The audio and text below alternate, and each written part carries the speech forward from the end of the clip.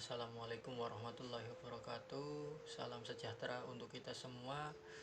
Perkenalkan, nama saya Imam M. Yusuf dan rekan saya Ajeng Sulistianing Tias. Kami dari kelompok 14 ingin memaparkan materi mengenai akuntansi sektor publik pada pertemuan ke-7 mengenai sejarah dan perkembangan penganggaran pada pemerintahan Indonesia, dan pertemuan ke-8 mengenai sekilas manajemen strategi dan implementasi strategi pemerintahan. Kali ini saya akan memaparkan materi mengenai sejarah dan perkembangan penganggaran pada pemerintahan Indonesia. Yang pertama yaitu definisi penganggaran. Penganggaran sendiri diartikan sebagai proses penyusunan rencana keuangan organisasi yang dilakukan dengan perencanaan kerja dalam kurun waktu 1 tahun berjalan yang dinyatakan dalam satuan moneter. Penganggaran sendiri merupakan bagian dari proses perencanaan organisasi yang secara umum meliputi perencanaan strategi, penyusunan program, dan penyusunan anggaran. Yang selanjutnya yaitu mengenai sejarah penganggaran. Yang pertama mengenai penganggaran di era prareformasi, di mana pengelolaan keuangan didasarkan pada aturan dan ketetapan dalam Undang-Undang Pembendaraan Indonesia atau IJW, dan yang ikut serta dalam pembuatan APBD diantaranya yaitu Kepala Daerah dan DPRD, dan anggaran APBD independen merupakan tanggung jawab dari Kepala Daerah. Dan yang nomor 2 yaitu mengenai penganggaran di era pasca reformasi, di mana di era ini ditandai dengan perubahan sistem reformasi dari pemerintahan sentralistik ke desentralisasi. Untuk susunan APBD terdiri dari 3 bagian. Yang pertama yaitu pendapatan, yang kedua pengeluaran, dan yang ketiga pembiayaan. Serta dalam proses penyusunan APBD melibatkan unsur-unsur masyarakat selain Pemda dan DPRD. Dan yang ketiga yaitu penganggaran di era pasca reformasi untuk periode 2004 sampai dengan sekarang. Di era ini hampir sama dengan era sebelumnya, tetapi ada beberapa perubahan seperti dikenalkannya kembali sistem pembendaraan pendapatan dan pembendaraan pengeluaran untuk administrasi penerimaan dan pengeluaran anggaran, serta dibentuknya sistem akuntansi keuangan daerah sesuai dengan standar akuntansi pemerintahan, serta diterapkannya konsep multi term. Dan yang terakhir yaitu agenda di masa mendatang.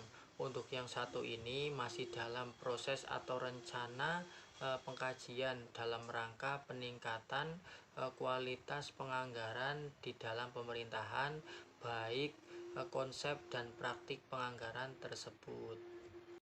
Yang selanjutnya yaitu fungsi anggaran sektor publik. Yang pertama, anggaran sebagai alat perencanaan, yaitu merumuskan tujuan perencanaan berbagai program kegiatan untuk mencapai tujuan organisasi, serta merencanakan alternatif sumber pembiayaan.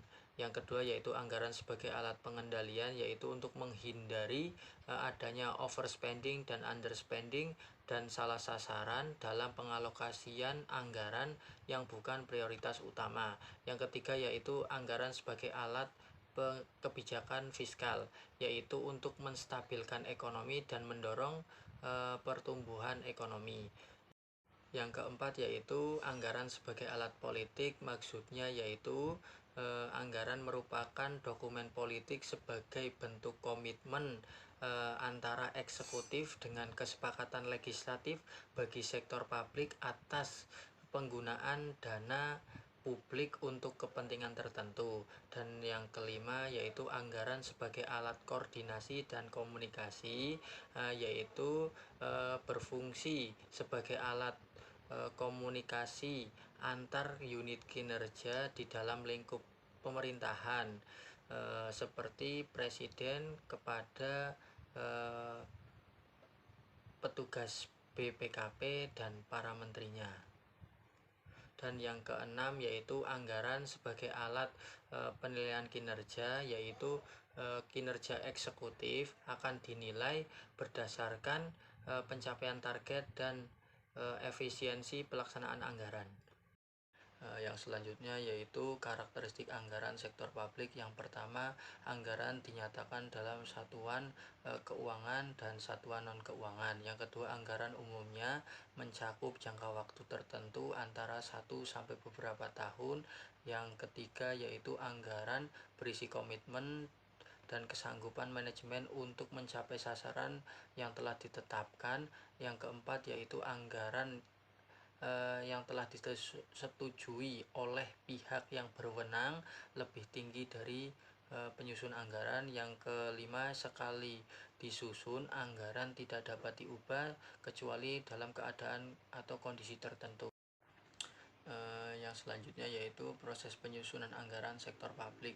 Yang pertama yaitu membantu pemerintah dalam mencapai tujuan fiskal dan meningkatkan koordinasi antar bagian dalam lingkungan pemerintahan. Yang kedua, membantu menciptakan efisiensi dan keadilan dalam menyediakan barang jasa publik melalui proses pemprioritasan. Yang ketiga, memungkinkan bagi pemerintah untuk memenuhi prioritas belanja.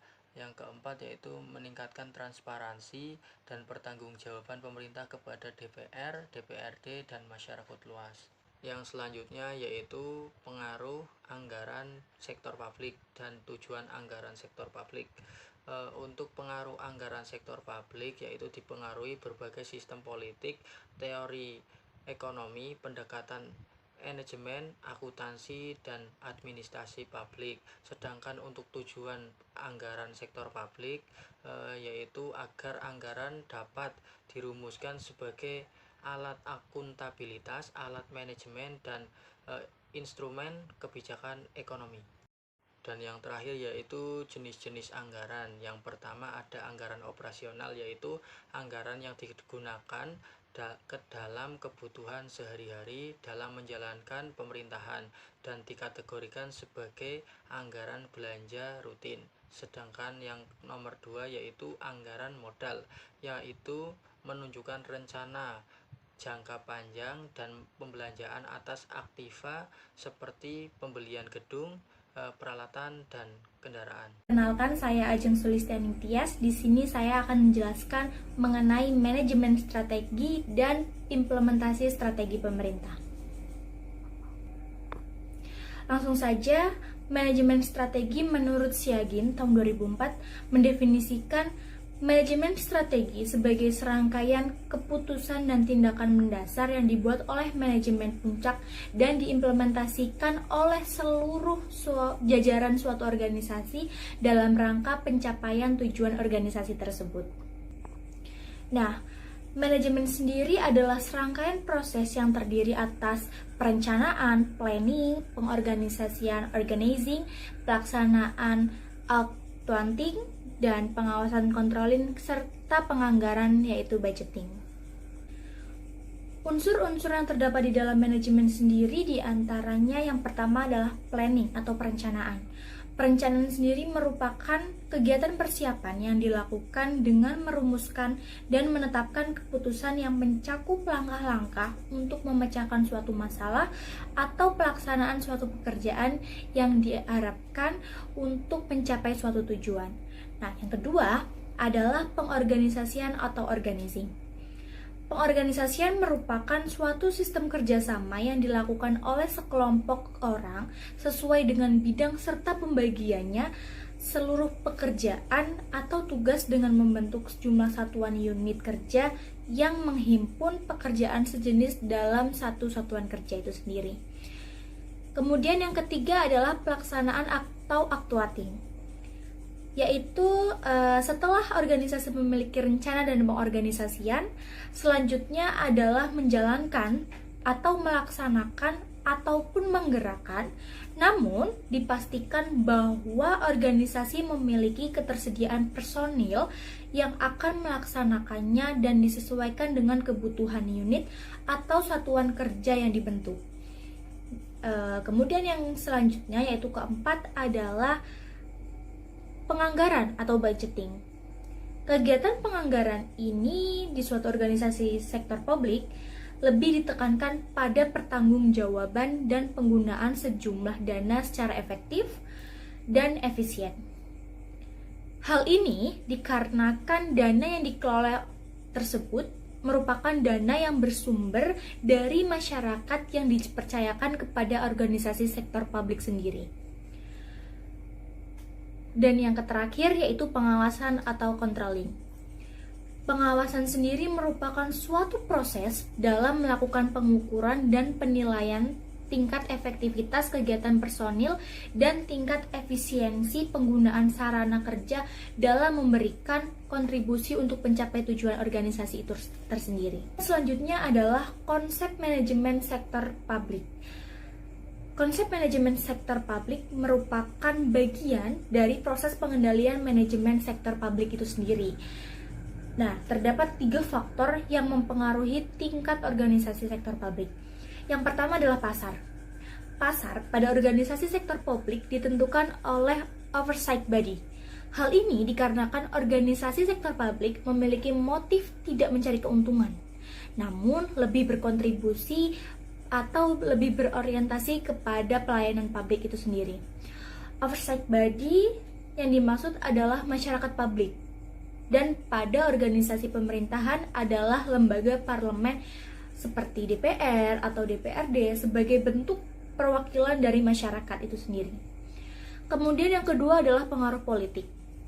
Kebutuhan untuk mentaati dan memelihara dukungan berakibat pada tingginya pengaruh dan tekanan politik yang dihadapi oleh organisasi sektor publik, di mana itu perlu melibatkan pihak-pihak dalam menyusun strategi untuk meningkatkan komitmen organisasi sehingga dapat meningkatkan kinerja organisasi itu sendiri secara keseluruhannya.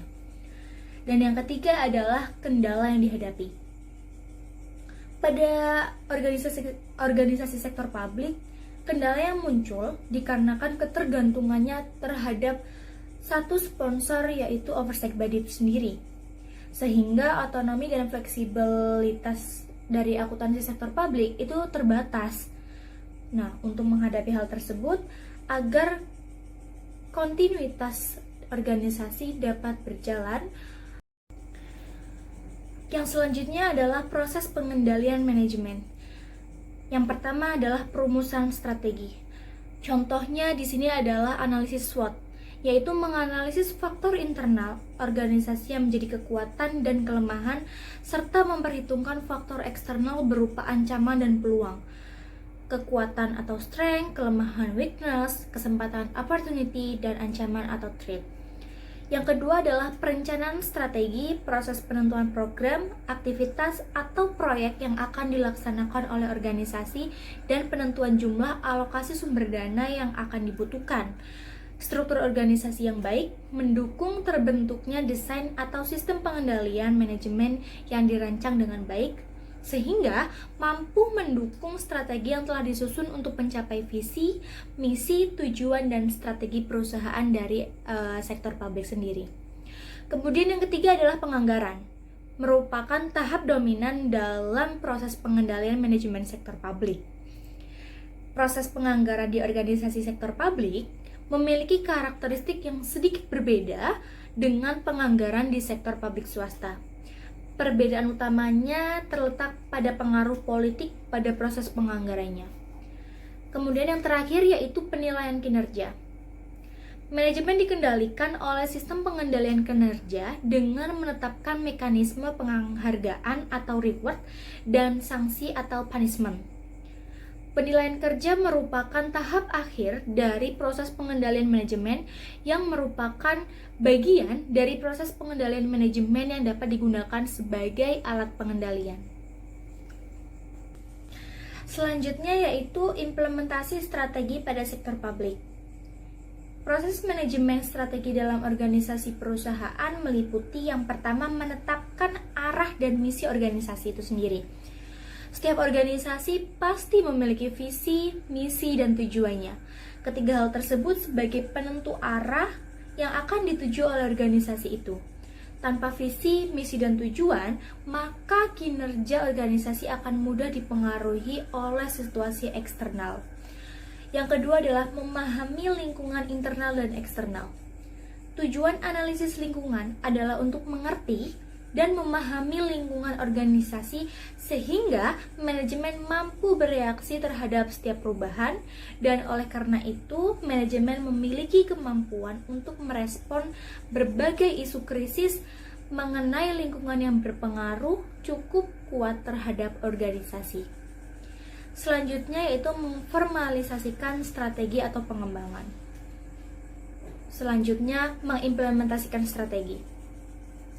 Ini diharapkan mampu untuk menetapkan atau merumuskan tujuan organisasi tahunan, memikirkan dan merumuskan kebijakan, memotivasi karyawan, serta mengalokasikan sumber daya sehingga strategi yang telah diformulasikan itu dapat dilaksanakan. Kemudian mengevaluasi dan mengawasi strategi. Selama organisasi melaksanakan strateginya, organisasi harus mengamati hasilnya dan memantau perkembangan baru di lingkungan internal dan eksternal. Jadi tidak hanya sebatas ketika kita sudah melaksanakan itu sudah tidak, tetapi kita harus selalu melakukan evaluasi dan agar tujuan organisasi tercapai dan dapat berjalan dengan baik dan lebih baik lagi. Nah, yang terakhir, ada 2 tantangan manajemen strategi sektor publik di masa depan, di mana yang pertama adalah lemahnya kualitas perencanaan anggaran daerah. Ya, pemerintah daerah masih cenderung menggunakan paradigma lama, yaitu penyusunan program dan kegiatan hanya berdasarkan kegiatan tahunan-tahunan sebelumnya, dengan penetapan anggaran yang bersifat inkremental. Penetapan anggaran secara inkremental ini adalah penetapan besaran anggaran dengan cara menambah atau mengurangi jumlah rupiah pada item-item anggaran yang ada berdasarkan data tahun sebelumnya sebagai dasar dan tidak ada kajian yang mendalam terhadap data tersebut. Yang kedua adalah rendahnya kualitas sumber daya manusia yang ada dalam organisasi pemerintahan. Masih belum banyak sekali adanya kesadaran pentingnya pengelolaan database yang menandai terutama pada perencanaan pemerintah, mengakibatkan memperburuk kondisi lemahnya kualitas perencanaan dan pembangunan di setiap daerah. Dan ini memang masih real kita rasakan di banyak daerah di Indonesia. Mungkin hanya itu yang dapat saya sampaikan, kurang lebihnya saya mohon maaf.